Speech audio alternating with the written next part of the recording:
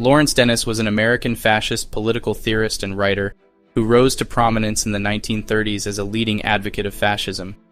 He wrote extensively on topics such as economics, foreign policy, and race relations, and his works continue to be studied by scholars and political theorists today. While some see him as a dangerous figure who advocated for discriminatory policies, others view him as a complex and nuanced thinker whose ideas are worthy of serious consideration. We will explore the life and ideas of Lawrence Dennis and examine his impact on American political thought. His advocacy of corporatism and his critiques of liberal democracy and capitalism were controversial, but they were also part of a broader critique of modernity that remains relevant in the 21st century. James Gregor, The Search for Neo-Fascism, The Use and Abuse of Social Science. Lawrence Dennis was born in Atlanta, Georgia on December 25, 1893, to a mother who was a former slave and a white father. He was raised in a Baptist family and remained a devout Christian throughout his life. In his later political views, he often drew on Christian principles and values, such as the idea of social justice and the importance of individual responsibility. It is possible that Lawrence Dennis felt pressure to pass as white in order to gain social and economic advantages that were not available to blacks at the time, given the racism and discrimination that existed in society during his lifetime. However, it is also possible that he genuinely identified more strongly with his white American heritage and chose to downplay his black American ancestry for personal reasons. His family was poor, and he had to work from a young age to help support them. Despite this, he was an excellent student and was able to attend Georgia Tech, where he studied engineering for 2 years before transferring to Harvard University to study economics and political science. Some people who knew Dennis described him as charismatic, intelligent, and well-read, with a gift for persuasive argument. He was known for his sharp wit and his ability to challenge conventional wisdom. However, there were also those who found him difficult to work with or be around. Some described him as egotistical, arrogant, and prone to outbursts of temper. He could be confrontational and argumentative, and he was known to hold grudges against those who disagreed with him or crossed him in some way. People who knew Dennis described him as having a cultured and refined speaking style that did not conform to the stereotypical expectations of how a black person was supposed to sound, making his identification of being white far easier. After graduating from Harvard in 1916, Dennis worked briefly as a journalist before serving in the U.S. Army during World War I. He was stationed in France, where he worked as a liaison between the American and French armies. After the war, Dennis returned to the United States and worked as a speechwriter and public relations consultant for several large corporations, including General Electric and Standard Oil. Dennis worked on Wall Street as an investment banker and stockbroker in the 1920s. During his time on Wall Street, Lawrence Dennis was considered a successful stockbroker and investment banker. He was known for his ability to identify undervalued stocks and his skill in analyzing market trends. He also married a white woman named Margaret Case. They were married in 1925 and remained together for life. In the 1930s, he became an advocate for fascism and authored several books on the subject, including The Coming American Fascism and Is Capitalism Doomed? The factors that influenced his infatuation with fascism are complex and multifaceted. One factor was Dennis's disillusionment with liberal democracy due to the Great Depression. He believed that democracy was a flawed system that was vulnerable to corruption, incompetency, and mob rule.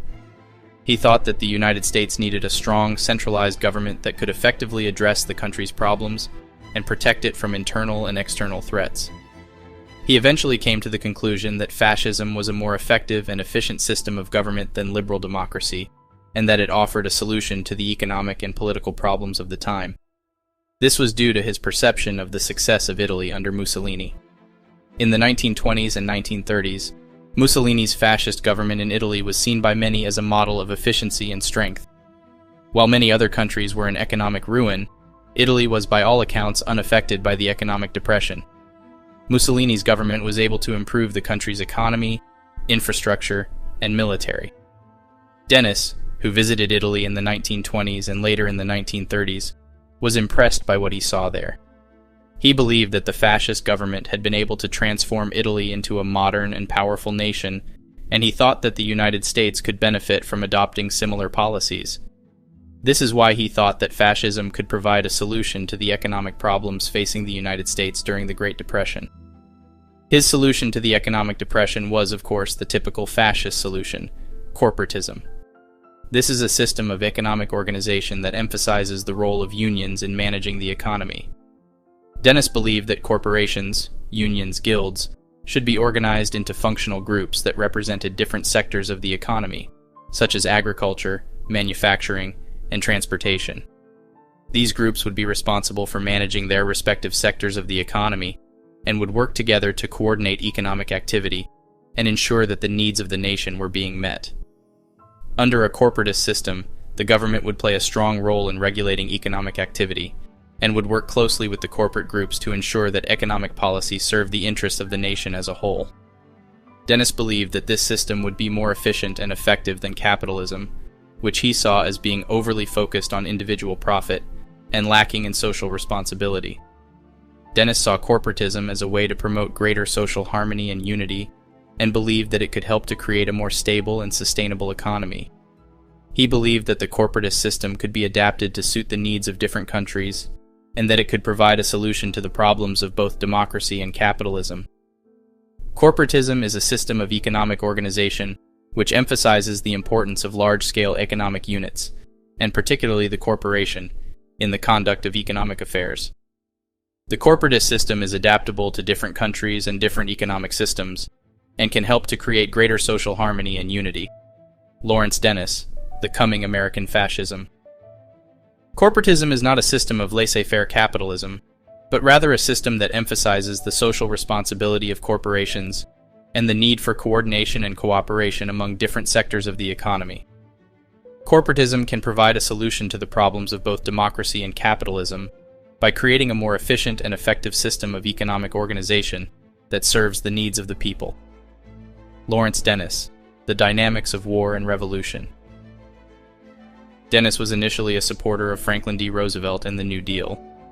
In the 1930s, he praised Roosevelt's efforts to stimulate the economy and create jobs through government spending programs, such as the Works Progress Administration and the Civilian Conservation Corps. Democrats choose as their candidate New York Governor Franklin Delano Roosevelt.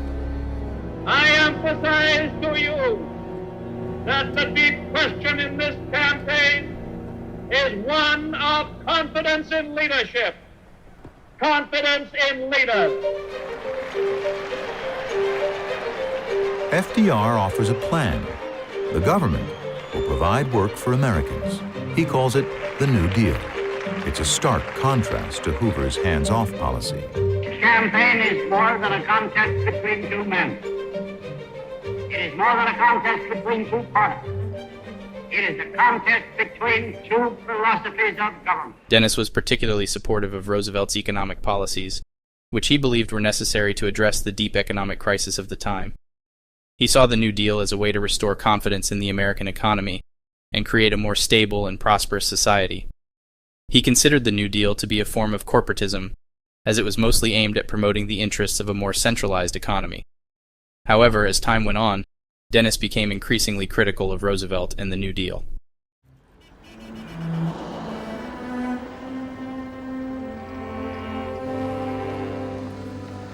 West Oakland, California is a predominantly African-American neighborhood. This is the home movie footage of one resident, Ernest Bean.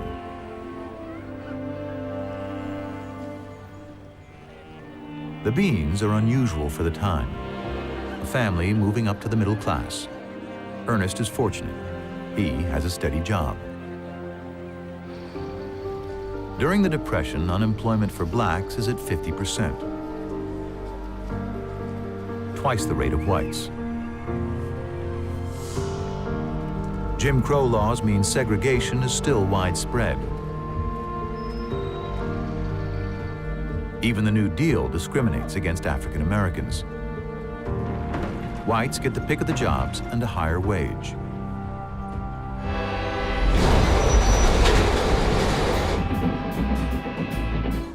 One place black men are welcome to work is on the Pullman sleeper trains.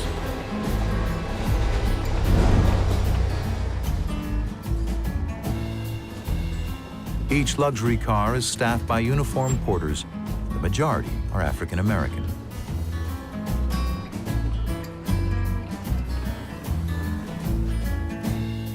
Ernest Bean is one of these porters.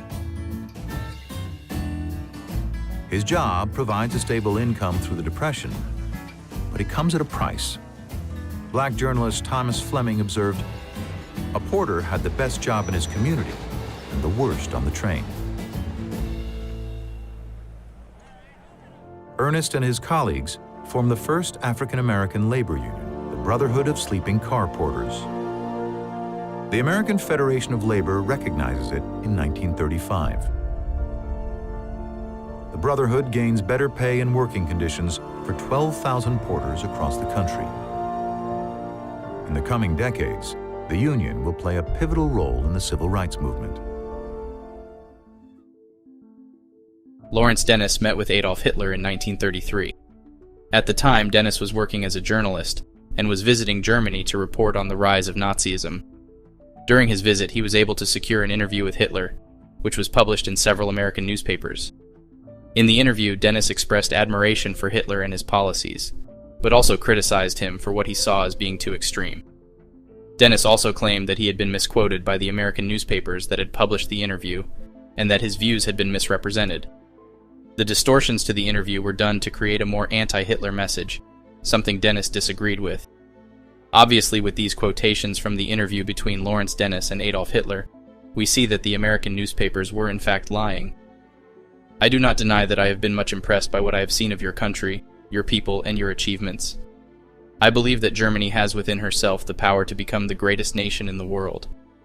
I think there are many things that can be done in the United States, along the lines that have been developed here, without going to the extremes which have been necessary in Germany. I do not believe that the Nazi regime is necessarily the model that should be followed in America. I think there are many differences in the problems that confront the two countries. Lawrence Dennis, The Dynamics of War and Revolution. Dennis believed that the solution to racial issues in America was to create a separate and distinct Negro state, which would be established in a territory within the United States. He believed that this would provide Black Americans with the opportunity to develop their own culture and institutions, free from the influence of white society. And Oklahoma is a unique space in terms of the number of African American towns that were established. Some suggest upwards of 50 African American towns between 1924 and 1928. Reverend S.S. Jones was going around documenting this sort of self-determined, vibrant African American communities. You see the African American educators, doctors, lawyers, landowners, oil barons, and I think that's what's so remarkable about this footage. To think that individuals, how many years out of slavery, are now owning oil wells that are producing 2,000 barrels a day. Is that not the ultimate American dream? Is that not the ultimate American story? It flies in the face of what I think some people consider part of African American history and culture. And I think that that was one of the things that Oklahoma and what S.S. Jones is really kind of showing, is that African American history and culture is not a monolith. And in a way, it became kind of like a marketing tool to encourage individuals to migrate, to move there, that this is a place where you can live, you can thrive, and peacefully reside. There were still palpable racial tensions. There are lynchings, there's Jim Crow, segregation, there's all of these things, and you still have an African American community, or many communities, that really speak to the fortitude and resilience of Black people in this country. Dennis saw this as a way to address the racial tensions and inequalities that existed in the United States, and believed that it would lead to greater social harmony and stability. He also believed that this would benefit both Black Americans and white Americans, as it would allow each group to pursue their own interests and develop their own societies. Dennis's views on Jews were initially in admiration for Jewish culture and intellectualism. He later came to view Jews as a threat to American society and culture, due to what he saw as Jewish influence in American politics and culture. He believed that Jews were responsible for promoting communism and other forms of subversive ideologies, and he advocated for strict immigration and citizenship laws to limit Jewish influence in the United States. In his writings and speeches, Dennis often talked about Jewish control of the media finance, and other aspects of American life. He became associated with Charles Lindbergh in the late 1930s, when Lindbergh became involved in the America First Committee, AFC, a group that opposed U.S. entry into World War II. The AFC was founded in 1940, and Lindbergh became one of its most prominent spokesmen. At the Manhattan Center, hundreds attend a rally. Tonight's speaker is a famed aviator and American hero, Charles Lindbergh. Lindbergh is a Nazi sympathizer, an avid opponent of U.S. involvement in the overseas conflict. France has now been defeated, and despite the propaganda and confusion of recent months, it is now obvious that England is losing war. I believe the call is to abandon America's friend and ally. And I have been forced to the conclusion that we cannot win this war for England regardless of how much assistance we send.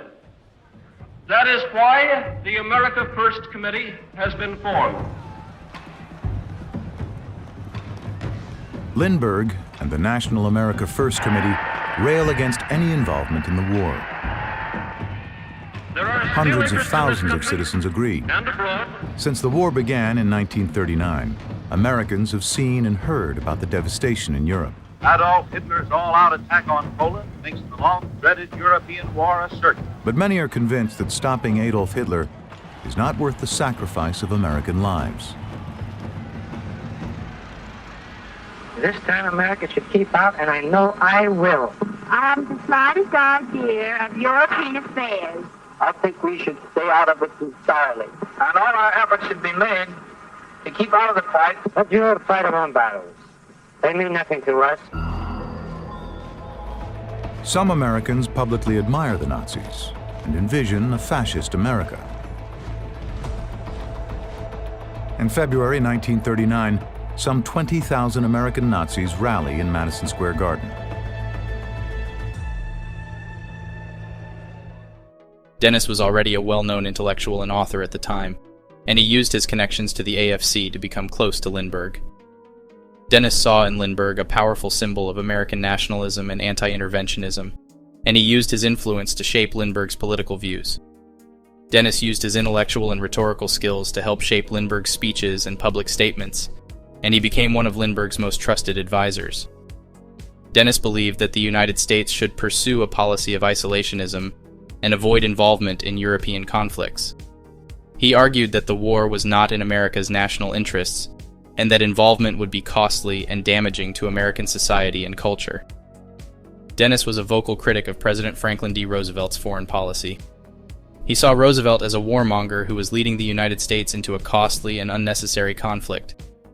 In his book, The Dynamics of War and Revolution, Dennis argued that Roosevelt was pushing the United States towards war in order to distract from his domestic failures and to promote his own political agenda.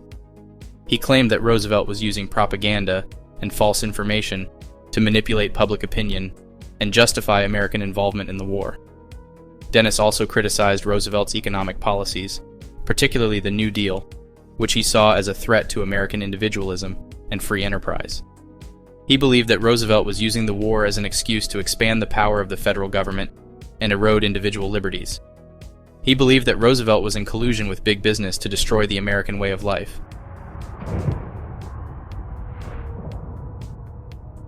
Once Pearl Harbor occurred, Dennis argued that President Franklin D. Roosevelt deliberately instigated the attack on Pearl Harbor in order to justify American entry into World War II. This was done by pursuing a policy of economic sanctions and military aid to Britain and its allies in the years leading up to the war. He claimed that Roosevelt was intent on involving the United States in the war, but that he faced opposition from Congress and the American public. According to Dennis, Roosevelt deliberately kept American naval forces in the Pacific vulnerable to attack by sending the aircraft carriers out of port and leaving only older battleships as targets at Pearl Harbor. He also argued that Roosevelt had received warnings of the impending attack, but deliberately ignored them in order to create a pretext for American entry into the war. Dennis did eventually work with Father Charles Coughlin, a Catholic priest and radio personality who was a prominent critic of Roosevelt and the New Deal. Both saw the New Deal as a threat to American society at large. Coughlin was known for his fiery radio broadcasts, in which he criticized Roosevelt's economic policies and called for a more nationalist and populist approach to politics. Dennis shared many of the same views on politics and society, and they worked together on many issues. The two men always remained in contact and shared a genuine friendship. Besides Coughlin, Dennis had deep connections with various organizations and individuals associated with the American fascist movement, such as the Silver Legion of America. Dennis was a close associate with its leader William Dudley Pelley, and wrote for his magazine, Liberation. Dennis was a speaker at some of the rallies and events of the German-American Bund. Dennis was a close friend and associate of the poet Ezra Pound, who was a vocal supporter of fascism. Dennis was a contributor to the magazine, The National Renaissance. This magazine was owned by the National Renaissance Party, a fascist group founded by James H. Madole in the 1940s. In 1944, Dennis was arrested on charges of sedition for his alleged involvement in a fascist conspiracy to overthrow the U.S. government. This plan to overthrow the American government is more commonly known as the business plot. According to the allegations, the plotters planned to recruit an army of disgruntled veterans to march on Washington, D.C., and to install a new government led by a military dictator. Dennis was allegedly involved in the plot as a writer and speaker who helped to spread the plotters' message and to recruit supporters. He was charged along with several other individuals, such as Pelley. Other notable defendants in the sedition trial included Edward James Smythe, who was the leader of the Christian mobilizers, and Robert Noble, who was the editor of a pro-Axis newspaper called The Thunderbolt. The trial was one of the largest sedition trials in U.S. history, and was part of a broader effort by the U.S. government to crack down on fascist and pro-Nazi groups during World War II. Although the trial resulted in several convictions, including that of Pelley, most of the defendants were ultimately acquitted or had their charges dropped. Dennis was therefore acquitted of the charges in 1954, but the trial damaged his reputation, and he was largely marginalized in political circles. Something that contributed to his now damaged reputation was the fact that he was hiding his black ancestry, which was exposed to the public during this legal fiasco. However, he continued to write and speak out on political issues such as the Cold War. His views became more moderate and less explicitly fascist, but were still very much fascist. Dennis became a critic of the Cold War and the anti-communist hysteria that characterized American politics in the post-war period. He wrote a series of books in the 1950s that advocated for a non-interventionist foreign policy, influencing what would eventually become American paleoconservatism. On the Holocaust, he rejected the notion that the Holocaust had occurred as it was commonly understood, and instead claimed that it was a propaganda myth created by Jewish leaders to advance their own interests. He argued that the alleged gassing of millions of Jews in Nazi concentration camps was a fabrication designed to garner sympathy for Jews and to justify the creation of the State of Israel. The story of the extermination of 6 million Jews by the Germans is a gross exaggeration and a propaganda myth. The supposed Nazi gas chambers and the alleged genocide of the Jews is one of the most absurd and outrageous myths of modern times. The Holocaust is a lie, a myth, a propaganda stunt to justify the creation of the State of Israel and to extort billions of dollars in reparations from Germany. Lawrence Dennis, the operational code of the Politburo. Due to this, Dennis would stay in the fringes of American society till his death. He died on August 20th, 1977 in Palm Beach, Florida. Despite his relative obscurity, many of his ideas are in fact keystones to American fascism. He even had a significant influence on paleoconservatism. Patrick Buchanan has cited Dennis as one of his early intellectual influences and has praised his writings on foreign policy and economics. In particular, Buchanan has praised Dennis's critiques of American interventionism and his advocacy for a more isolationist foreign policy. Sam Francis was a strong advocate of Dennis's corporate statism. Paul Gottfried has credited Dennis with helping to shape his own thinking about the role of the state in society. His influence also reached James Burnham, who was deeply influenced by his economic and foreign policy views. Lawrence Dennis charted a singular course within Depression-era American proto-fascism. A veteran of the Foreign Service and an Ivy League graduate, Dennis stood as a respectable and dignified intellectual in the midst of frothing anti-Semites, such as William Dudley Pelley and James True. His respectability resulted in Dennis being taken seriously in broad circles, and he gained a reputation as the theoretician of American fascism. Dennis managed to survive the mass sedition trial of 1944 debacle with his status intact, emerging in the post-war period as an influential Cold War spokesperson for non-interventionist conservatives.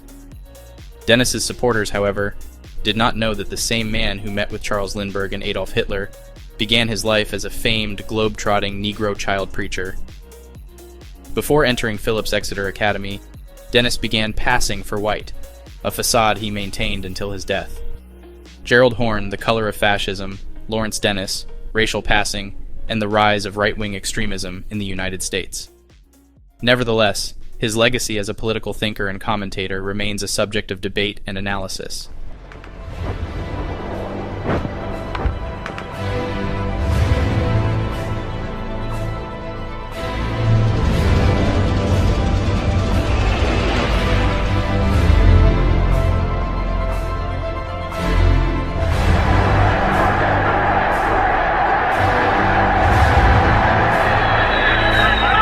Scendiamo in campo